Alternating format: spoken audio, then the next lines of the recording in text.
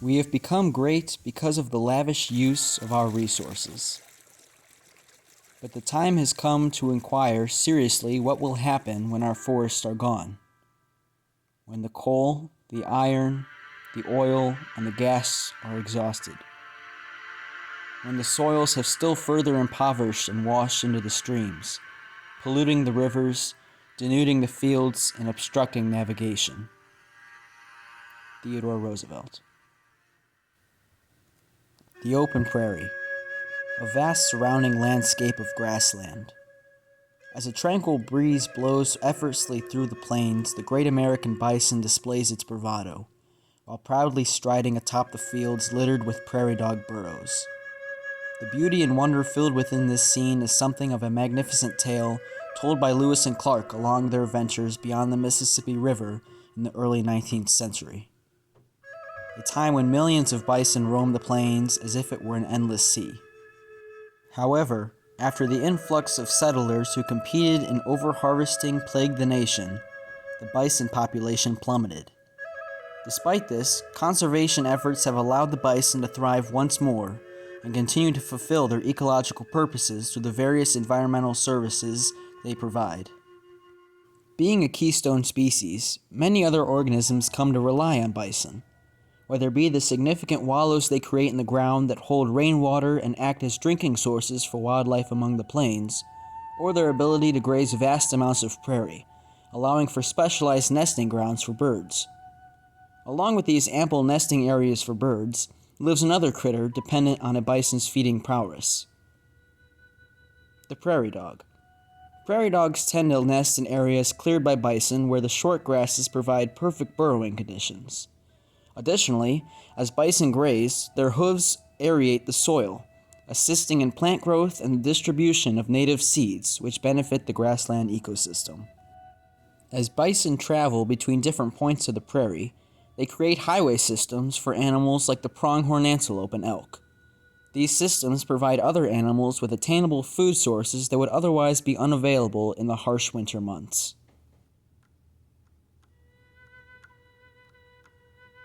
Bison usually forage between 9 and 11 hours a day, utilizing their enormous shoulder hump which allows them to swing their massive heads to clear areas of vegetation and scrounge the shrubbery that fragments the landscape.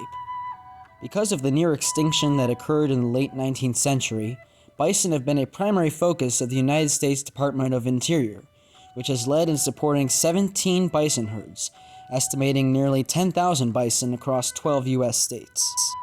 This population is approximately one-third of all wild bison in North America. In 2021, Yellowstone National Park's bison population estimated at around 5,450, the largest population of bison on public lands. Although these numbers continue to climb, it becomes clear that we are far from revisiting the once staggering quantity of bison that roamed North America. With animals as unique and diverse as the bison, it is paramount that we conserve and protect these species from exploitation and extinction. Hopefully, as more people begin to understand the immense importance these majestic creatures and the countless others that inhabit the planet hold, greater conservation efforts will take place to help safeguard the country's national animal and America's most valuable asset, its wildlife.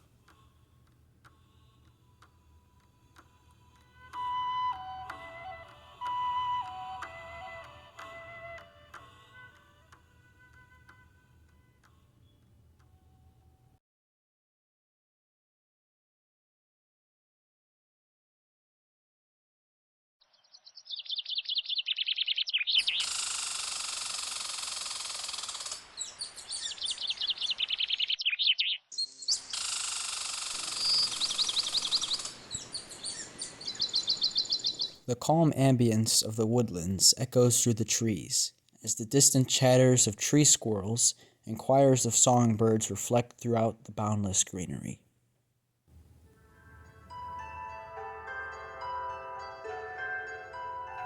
Across our vast planet lies extensive amounts of this vital biome, the forest. Distinctly, The eastern United States maintains a large bounty of forests, such as Green Mountain National Forest and the Great Smoky Mountains. Within these eastern woodlands lives a critter of unique reptilian qualities. The eastern box turtle is one of few testudines that have a hinged shell.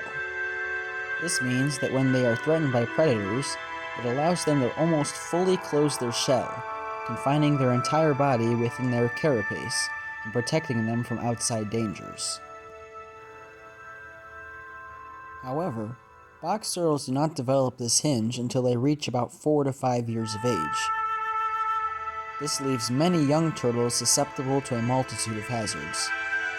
The most common threats to box turtles include the destruction of habitats, primarily deforestation, automobile incidents, and even pets.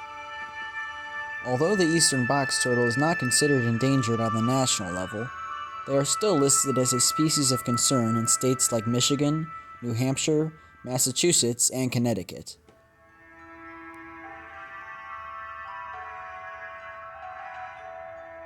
This young female has been recently relocated with the ambition of finding a mate. The breeding season for box turtles typically lasts from April to October. A box turtle generally lays 1 clutch per year, ranging from 2 to 8 eggs per clutch. After breeding successfully, a female may produce fertile eggs for up to 4 years. When the time comes to lay offspring, the female will burrow a nest beneath the soil. The incubation period generally lasts 3 months, and just like other turtles, the sex of the offspring depends on the temperature of their surroundings. A warmer temperature usually yields females, while colder temperatures produce males. The eastern box turtle sexually matures at 10 years old and has a life expectancy of over 100 years. A final note about the box turtle is that their diet is omnivorous, and they will tend to eat just about anything.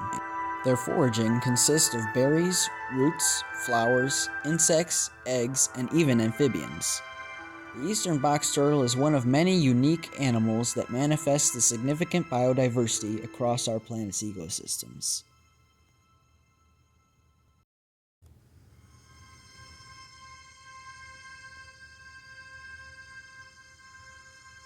On the other side of the nation, as well as further to the south, lies vast mountainous regions, which are home to another distinctive vertebrae. Residing in higher elevated regions such as the Rocky Mountains and the Great Smoky Mountains is an animal that maintains more mammalian qualities.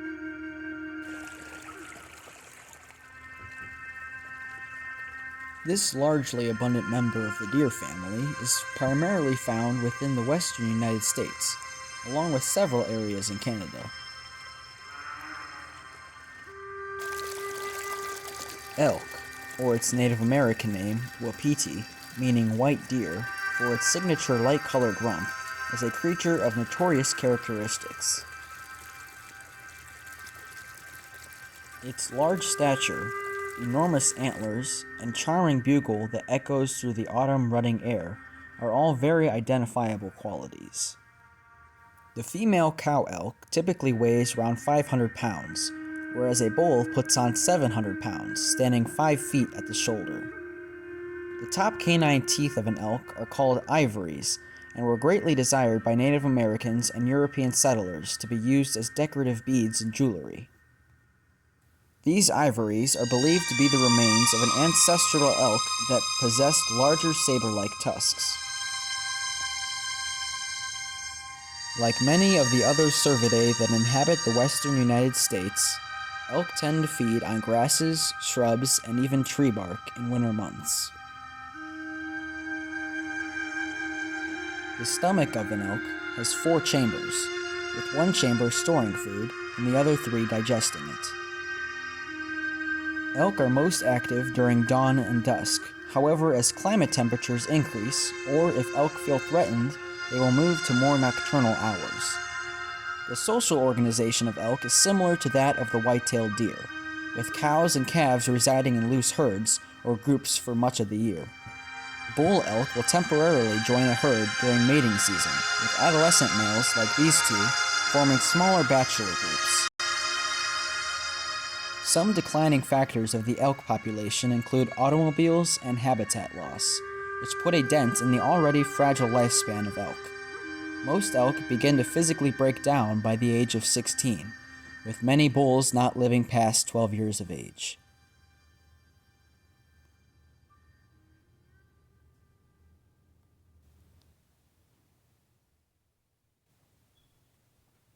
Across the planet, a vast diversity of plants make up most of our complex ecosystems. Along with forests, a great amount of flowering vegetation, as well as the entire industry of agriculture, depends on a very particular role served by a very valuable group of animals.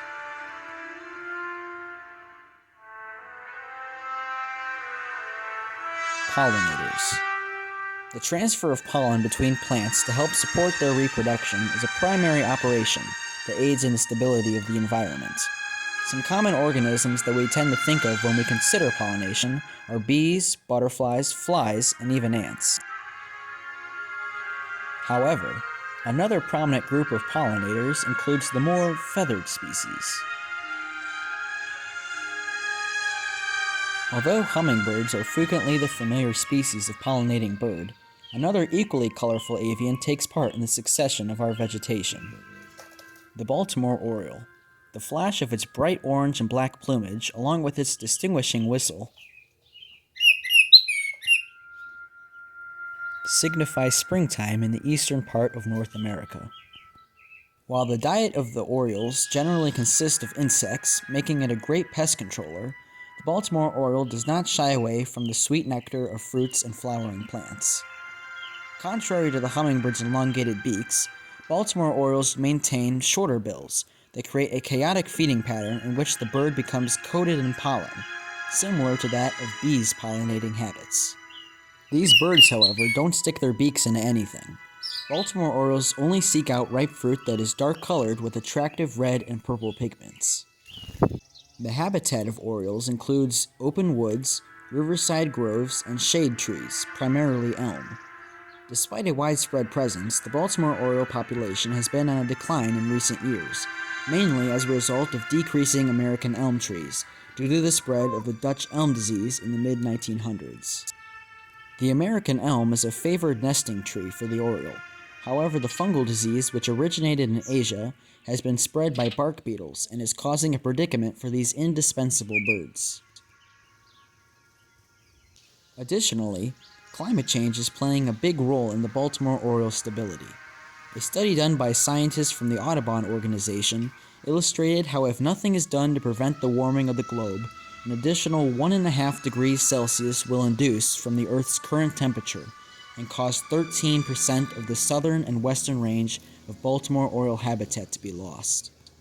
If we continue to ignore this pressing climate matter, then 3 degrees Celsius will be annexed to the current global condition, which is expected by the year 2080, and will provoke a staggering 18% of habitat loss.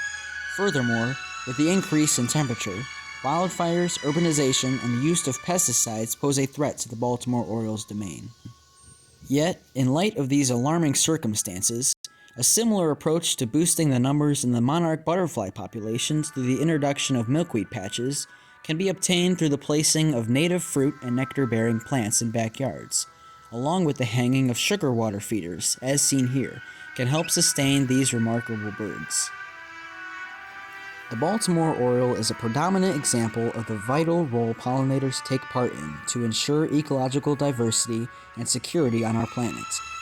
The relationship between these animals and plants is essential in understanding how flora and fauna coexist in order to thrive.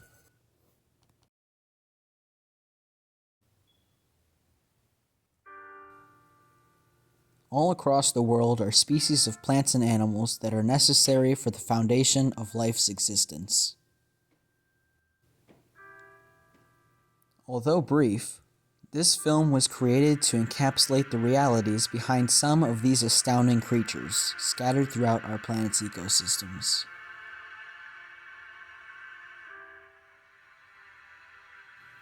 Through raging rivers,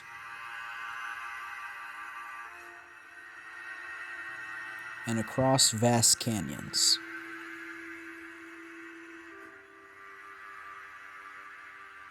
in biomes such as the frigid, wintry tundra,